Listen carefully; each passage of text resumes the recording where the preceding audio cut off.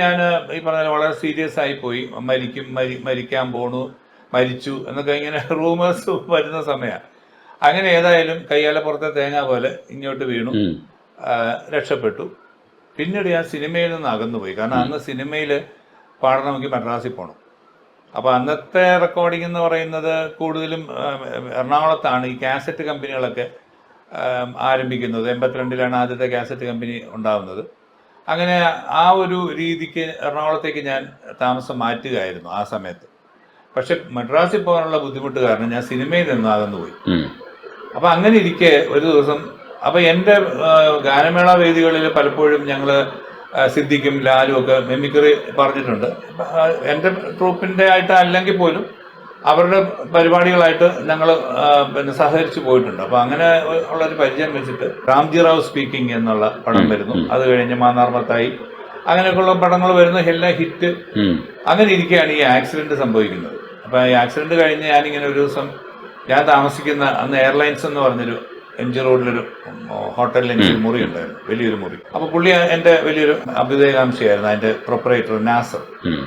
അപ്പം നാസറിനോട് ഞാൻ സംസാരിച്ചപ്പോൾ നാസർ എനിക്കൊരു വലിയൊരു മുറിയൊക്കെ തന്ന്, ഞാൻ അങ്ങനെ ഓഫീസും വീടും കൂടെ ആയിട്ട് അവിടെ, അന്ന് ബാച്ചലറാണ് താമസിക്കുന്ന സമയത്ത്, അതിൻ്റെ താഴത്തെ നിലയിൽ ബോബി ഹോർമിസ് എന്ന് പറഞ്ഞിട്ട് നമ്മുടെ ഫെഡറൽ ബാങ്കിൻ്റെയൊക്കെ ഫൗണ്ടർ ഹോർമിസിൻ്റെ മകൻ. അപ്പം അദ്ദേഹം അന്ന് ഈ അഡ്വർടൈസ്മെൻറ്റ് വീഡിയോസ് ചെയ്യുന്ന സമയമാണ്.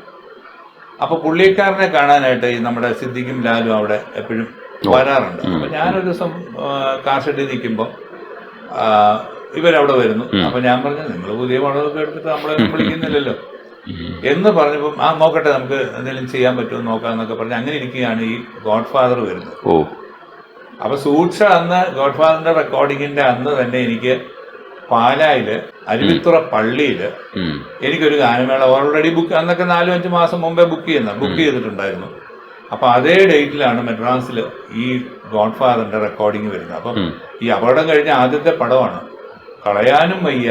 എന്നാ ഈ ഗാനമേള ഇവിടെ പ്രശ്നമാവുമെന്ന്, കാരണം നമ്മൾ എഗ്രിമെന്റ് എഴുതി കൊടുക്കുന്ന അവിടെ ആള് ഇല്ലെങ്കിൽ ആൾക്കാർ സാധനം തല്ലി പൊട്ടിക്കും. അപ്പൊ ഇവിടെ എത്തുകയും വേണം. അങ്ങനെ റിസ്ക് എടുത്ത് പോയി പാടിയ ഒരു പാട്ടാണ് ഈ മന്ത്രി കൊച്ചമ്മ വരുന്നുണ്ട്. അത് സിനിമയില് നല്ലൊരു പ്രൈം സ്ഥലത്താണ് ആ പാട്ട് വന്നതും. ആ പാട്ട് ഭയങ്കരമായിട്ട് ശ്രദ്ധിക്കപ്പെട്ടു, അത്യാവശ്യം നന്നായിട്ട് ഞാൻ പാടുകയും ചെയ്തു. അപ്പൊ ഇന്നിപ്പോ അത് ലോ കോളേജിന്റെ നാഷണൽ ആന്തം പോലെ എല്ലാ ലോ കോളേജിലും അവരുടെ പ്രത്യേക പരിപാടിക്കൊക്കെ പാടുന്ന ഒരു പാട്ട്. ആഭ്യന്തര മന്ത്രിയാണ് ആ മന്ത്രിയൊക്കെ പറഞ്ഞിരിക്കുന്ന വേറൊരു സ്റ്റൈലാണ്. മന്ത്രി കൊച്ചമ്മ വരുന്നുണ്ട്, ആർപ്പോ ഇറോ കൈകൊട്ടിപ്പാടാം വരവേറ്റിടാം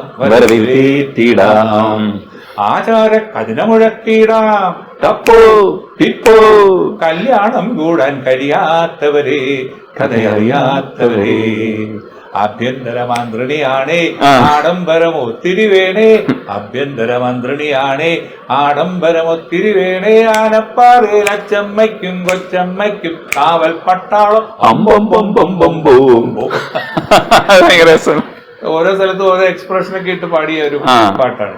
അതേപോലെ ഈ പൂമാനത്തിന്റെ സെക്കൻഡ് സ്റ്റാൻസയില്ലേ, കരളിലെഴും ഒരു മൗനം കസവണിയും ലയമൗനം സ്വരങ്ങൾ ചാർത്തുമ്പോൾ വീണയായി മണിവീണയായി വീജിയായി കുളിർവാഹിയായി മനമൊരു ശ്രുതിഴയായി പൂമാനമേ ഒരു രാഗമേഘം രസമുള്ളൊരു പാട്ടായിരുന്നല്ലേ. ആ സീനും നല്ല ഒരു എന്താ പറയാ, ആൾക്കാർക്ക് എപ്പോഴും ഒരു സിമ്പതി തോന്നുന്ന ഒരു സീനാണ്. കാരണം അത്രയും സ്നേഹം കാണിച്ചിട്ടാണ് അവസാനം അവളെ കൊല്ലുന്നത്. അപ്പൊ ആ ഒരു ഇത് ആളുകളുടെ മനസ്സിൽ ഇങ്ങനെ ഈ പാട്ടും ആ സീനും ഒക്കെ വരുമ്പോഴത്തേക്കും ഒരു പ്രത്യേക ഇമോഷനായിരുന്നു.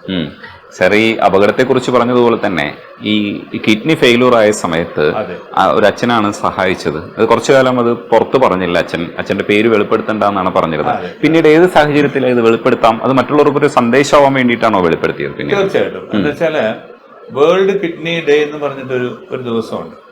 അപ്പൊ അതിനോടനുബന്ധിച്ചിട്ടാണ് മനോരമ ഓൺലൈനിൽ ഈ ഇങ്ങനെ ഒരു അഭിമുഖം വന്നതും ഇത് മറ്റുള്ളവർക്ക് ഒരു പ്രചോദനമാകുന്നെങ്കിൽ ആയിക്കോട്ടെ എന്ന് പിന്നീട് എനിക്ക് തോന്നുന്നു ഈ ഓപ്പറേഷൻ കഴിഞ്ഞ 4-5 വർഷത്തിന് ശേഷമാണ് ഈ രഹസ്യം നമ്മൾ വെളിപ്പെടുത്തുന്നത്. കാരണം അച്ഛൻ അങ്ങനെ ഒരു താല്പര്യം ഉണ്ടായിരുന്നില്ല. അച്ഛന് ഇങ്ങനെ ഞാനാണ് ഡോണർ, അല്ലെങ്കിൽ എനിക്കതുകൊണ്ട് വേറെ ഏതെങ്കിലും രീതിയിൽ അച്ഛനൊരു ഇത് കിട്ടും, മൈലേജ് കിട്ടും, അങ്ങനെയുള്ളൊരു ആഗ്രഹം ഉണ്ടായിരുന്നില്ല. അച്ഛൻ ആദ്യമേ പറഞ്ഞ കണ്ടീഷൻ പിന്നെ ഞാനാണ് ഇതിന്റെ പുറകിൽ നിന്ന് ആരും അറിയരുത്, ഞാനും മാർക്കൂസും നമ്മുടെ വീട്ടുകാരും ഡോക്ടറും, അല്ലാതെ വേറെ ആരും ഇത് അറിയരുത് എന്നായിരുന്നു അച്ഛന്റെ കണ്ടീഷൻ. അപ്പൊ അത് നമ്മൾ സമ്മതിച്ചു. കാരണം എന്താ വെച്ചാൽ നമ്മളിത് പറഞ്ഞ് വേറെ രീതിയിൽ അച്ഛനെ ബുദ്ധിമുട്ടുണ്ടാക്കുന്ന ഇതൊന്നും ഉണ്ടാക്കേണ്ട കാര്യമില്ലല്ലോ.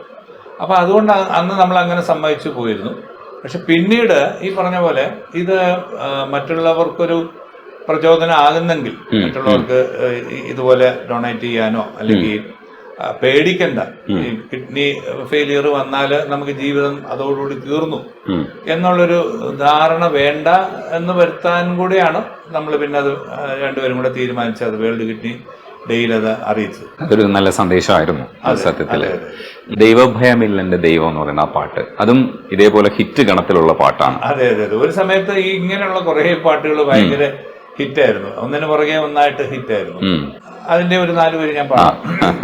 ഭയമേതുമില്ലെന്റെ ദൈവം എന്നെ പരിപാലിച്ചു വളർത്തും, ആനന്ദത്തെളി നീർച്ചോലയിൽ അനുദിനം വഴി നടത്തും, നീയല്ലോ നല്ല ഇടയൻ വഴി കാട്ടും സ്നേഹിതൻ, പോർശലേം നായകാ നിൻ തിരുനാമം പാവനം, ഭയമേതുമില്ലെന്റെ ദൈവം എന്നെ പരിപാലിച്ചു വളർത്തും, ആനന്ദത്തെളി നീർച്ചോലയിൽ അനുദിനം വഴി നടത്തും. കാരണം ദൈവം ആണ് നമ്മുടെ കൂടെ നമ്മളെ നയിക്കുന്നത് അല്ലെങ്കിൽ നമ്മളെ നടത്തുന്നത് എന്നൊരു തോന്നൽ നമുക്ക് വന്നു കഴിഞ്ഞാൽ പിന്നെ പേടിക്കണ്ട എന്നുള്ളൊരു സന്ദേശമാണ് അതിനകത്ത് പൊതുവായിട്ട് കൊടുക്കുന്നത്. ആളുകൾക്ക് അങ്ങനെ ഒരു ധാരണ, ദൈവം നമ്മുടെ കൂടെ ഉണ്ടെങ്കിൽ പേടിക്കണ്ട. ഇപ്പൊ തന്നെ ഞാൻ പറഞ്ഞല്ലോ, എനിക്ക് ഈ ഒരു സന്നിധ അവസ്ഥയിൽ പോലും നമ്മൾ ചിലപ്പോൾ മരിച്ചു പോകാം, അല്ലെങ്കിൽ ഇതിൽ നിന്ന് കരയേറത്തില്ല എന്നൊക്കെ ഉള്ളൊരു ധാരണ വന്നപ്പോഴാണ് പെട്ടെന്ന് ഒരു ദൈവദൂതനെ പോലെ ഈ അച്ഛൻ വരുന്നതും അച്ഛൻ ഡൊണേറ്റ് ചെയ്യാമെന്ന് പറയുന്നതും. അത് കഴിഞ്ഞിട്ടാണെങ്കിലും ദൈവം തന്നെ നമ്മളെ നടത്തി. കാരണം പിന്നീട് അത് ഫെയിലിയർ ആവാതെയും റിജക്റ്റ് ആവാതെയും ഒക്കെ ഇപ്പൊ ഇന്ന് 13-14 വർഷമായി ഞാനിപ്പോ സാധാരണ ജീവിതം തന്നെ നയിക്കുന്നു. ആ ഒരു 6 മാസം റെസ്റ്റ് എടുത്ത ഒഴികെ ബാക്കി എനിക്ക് മറ്റൊരു തരത്തിലുള്ള ബുദ്ധിമുട്ടുകളൊന്നും വന്നിട്ടില്ല. അപ്പൊ അതൊക്കെ ഒരു എന്താ പറയാ, ഒരു നല്ല സന്ദേശവും ഒരു ദൈവാധീനവും ഒക്കെയാണ്.